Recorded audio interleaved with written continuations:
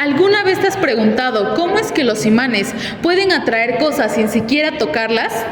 ¿O cómo es que tu celular, los trenes o los refrigeradores funcionan con algo que ni siquiera podemos ver? Hoy aprenderemos sobre el protagonista silencioso de algunos de los inventos más importantes en la historia del ser humano. Yo soy Itaí y hoy viajaremos al universo magnético.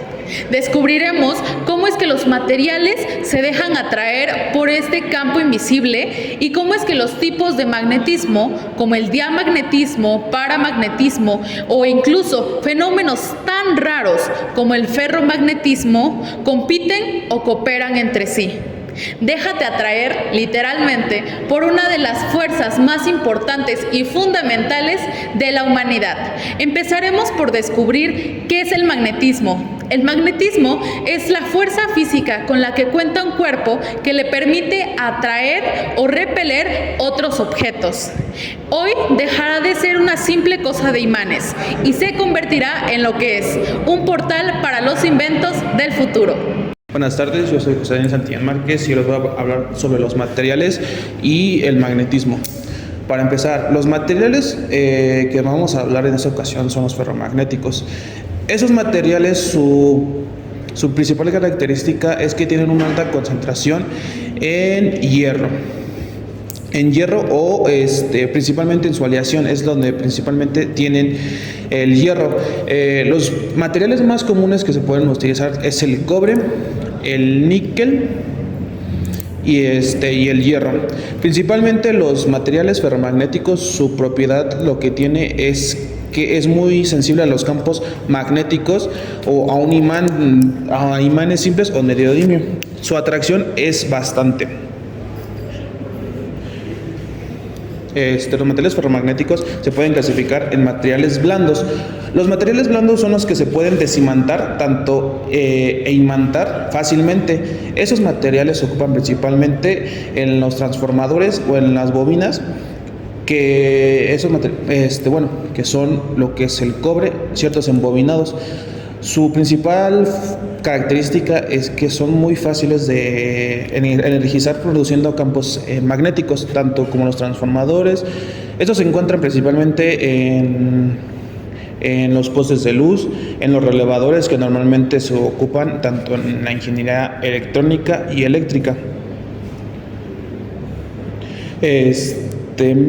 Y los materiales duros. Los materiales duros son aquellos que están imantados permanentemente, así como lo pueden ser los imanes tanto de neodimio o imanes normales. Hola, buenos días. Yo les voy a exponer sobre la magnetización. La magnetización es la medida en la cual de qué tan magnético se vuelve un material cuando está pasando a través de un campo magnético. Esto se puede ver reflejado cuando tenemos un motor. La bobina genera un campo magnético y el rotor es el que recibe el campo magnético y hace que tenga una fuerza, o sea, girar hacia un lado. Luego tenemos la permeabilidad, indica qué tan fácil un campo magnético puede pasar a través de un material. Eso se puede ver en los transformadores. Los transformadores tienen una bobina y están recubiertos por unas láminas de hierro. El hierro es uno de los materiales que amplía el campo magnético o lo conduce. Y tenemos el campo magnético, es una región donde fuerzas magnéticas actúan sobre un objeto. Esto es básicamente los imanes que tienen sus líneas de fuerza. Cuando las líneas de fuerza son iguales, se repelen, y cuando las líneas de fuerza son distintas, se atraen. Entonces, ese sería el campo magnético. Hola, ¿qué tal? Buenas tardes, mi nombre es Jorge Simbro y yo les voy a dar ¿qué es diamagnetismo y paramagnetismo? Se preguntarán qué es eso. Pues el diamagnetismo es cuando los electrones son muy débiles, ya que hay una representación, no sé si se alcanza a ver, es porque están muy débiles y esto hace que se separe. Ejemplos donde se puede checar esto es en el bismuto, en el cobre, en el níquel, en el grafito. Y ahora ¿qué es el paramagnetismo? El paramagnetismo es lo contrario. Estos se alinean y se unen. Es una atracción entre ellos y se unen aquí en medio. Es como una contradicción, pero son muy similares. El paramagnetismo a veces no es débil. Lo que ayuda a es que se unen, gracias a que se unen, no son débiles y hay una separación, bueno, se unen. Compañeros, bueno, a mí me toca exponer la parte del ferromagnetismo. El ferromagnetismo es una propiedad magnética que, a diferencia del paramagnetismo y del diamagnetismo, esta tiene la característica de que su imantación puede ser permanente o, en su caso, temporal, por así decirlo. Lo que lo caracteriza principalmente es su hipermeabilidad. La hipermeabilidad la obtenemos al dividir su campo eléctrico del material sobre el campo eléctrico del exterior. Si el valor nos sale mayor a 1, es ferromagnetismo. Si sale menor a 1, ya se caracteriza como paramagnetismo. También tenemos que tener en cuenta que hay dos tipos de ferromagnetismos: ferromagnetismos para blandos y ferromagnetismo duro. Los ferromagnetismos blandos son aquellos que conservan la carga eléctrica o conservan la imantación durante un breve periodo. Eso lo podemos ver, por ejemplo, en imanes, cuando hacen una cadenita con los mismos imanes y monedas, que conserva la imantación pero por breve tiempo. Y a diferencia de los ferromagnetismos duros, son aquellos que se quedan imantizados durante más tiempo, por así decirlo. Los micrófonos de los teléfonos, los micrófonos de los micrófonos de los audífonos, etcétera. También tenemos que tener en cuenta que el ferromagnetismo también se puede anular cuando ciertos metales llegan a su punto de Curie. Eso quiere decir que, por ejemplo, los materiales más ferromagnéticos son el hierro, el níquel y el cobalto, si no me equivoco. Eso quiere decir que cuando llegan a su punto de Curie, si están imantizados, pierden totalmente su imantación y ya no se puede recuperar. A mí me tocó el tema de antiferromagnetismo y pues bueno, ¿qué es el antiferromagnetismo? El antiferromagnetismo es un fenómeno el cual los momentos magnéticos de los átomos y iones de los materiales se ordenan siguiendo un patrón regular. Esto con los espines vecinos apuntando en direcciones distintas. Los espines son como, o bueno, podemos representarlos como pequeños imanes internos. Bueno, este fenómeno solo ocurre en algunos materiales y, a diferencia del ferromagnetismo, en estos los espines no tienen un orden, no tienen el mismo sentido. Como podemos ver aquí, pues unas líneas apuntan hacia acá y otras hacia la derecha, izquierda y derecha, y esto hace que sean nulas. Y esto también provoca que el campo magnético, o más bien que no haya un campo magnético externo. Esto en aplicaciones sirve para evitar interferencias y también nos permite un control más preciso del magnetismo en una escala mínima.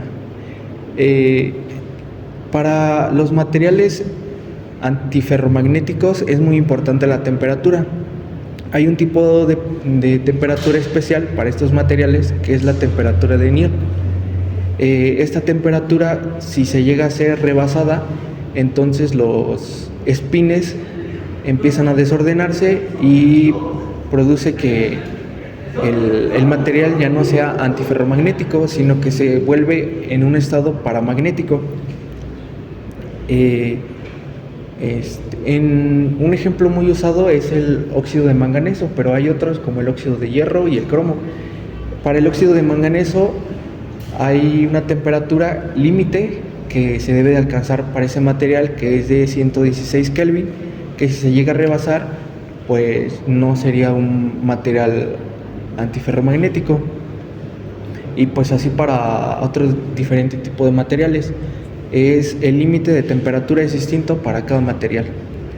Y pues para entender mejor esto, para entender el ferromagnetismo hay que entender que los espines están apuntando hacia una misma dirección. Por eso el campo magnético en esos materiales es mucho más fuerte. Y en el antiferromagnetismo los espines pues tenemos opuestos, y eso hace que haya una cancelación casi perfecta del campo magnético externo. Hola, yo voy a hablar sobre los dispositivos y aplicaciones. Bueno, los dispositivos magnéticos más comunes son los motores, los generadores, los discos duros, las tarjetas magnéticas, electroimanes, resonancia magnética, altavoces, sensores y transformadores. Ahora sí que su aplicación se basa en usar el magnetismo para poder convertir energía, almacenar información, mover objetos, obtener imágenes, ya sea del cuerpo humano, generar o captar sonido, detectar campos magnéticos y hacer que los trenes leviten y se desplacen sin fricción sobre el suelo. Hola, buenos días. Hoy vengo a hablarles sobre los imanes superconductores. Los imanes superconductores son más que nada los imanes es un polo positivo y un polo negativo, y lo de superconductores más que nada es como forman estos dos imanes un tipo de repulsión sobre ellos. Ese campo magnético que genera hace que los protones y los neutrones pasen la energía más rápido y más confiable, y no haya una pérdida de energía, porque pues ahorita lo de las luces y todo, hay una pérdida de energía siempre, no siempre es el 100%, es el 90, 95, 90%, y ese 5% pues está al aire libre. Y haz de cuenta que como genera ese campo magnético, ese campo magnético genera esa energía donde pasa más fluido y no hay ninguna sola pérdida. Pero las ventajas de esto es la energía, que fluye más rápido, y también que la corriente es muy persistente, o sea, es fluida. Las desventajas de este tipo de cosas, de este tipo de imanes, es que tiene que tener una temperatura de menos 196 grados Celsius. ¿Esto qué quiere decir? Que si la temperatura no es súper baja a grado cero, la energía no pasa, y si no fluye la energía, no pasa, pues no hay electricidad, y pues no hay luz en las ciudades y en donde tú quieras. También otras grandes ventajas de los imanes superconductores es que no hay pérdida de calor. O sea, el calor no es un problema aquí en este tipo de cosas, porque pues, como está a grados cero, menos 196 grados centígrados, pues nunca se va a calentar. Es como es un ejemplo de como las computadoras con mucho tiempo se van calentando. Esto no, pues la energía va a fluir constante, y pues va a ser mejor para las ciudades, para lo que sea. Tras recorrer los secretos del magnetismo, entendemos que no es solamente una propiedad de los imanes comunes, sino que también es una fuerza esencial, desde el ferromagnetismo, que nos permite construir motores, hasta los imanes superconductores, que desafían las leyes de la resistencia. De acuerdo a cómo se organizan los electrones de cada material, es como puede desarrollar esas propiedades magnéticas únicas, y gracias a esto, la ciencia puede hacer su magia. Así que, la próxima vez que veas un imán o que un imán te atraiga, recuerda que aquello que no se ve también mueve al mundo. Gracias.